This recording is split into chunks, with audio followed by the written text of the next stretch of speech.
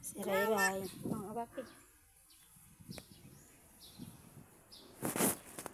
Sabi ko, tinanggalan namin yung apto. Nasaan na yung apto ng apto? Tinapon ko na.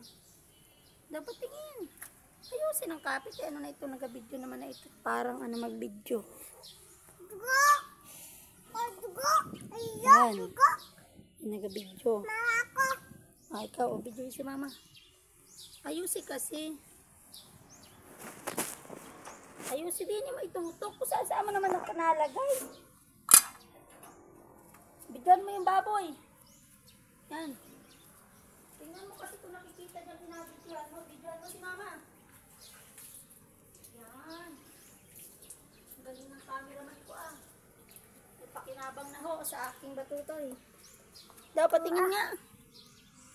Ay, anong klaseng pag-video mo? Pogi naman eh.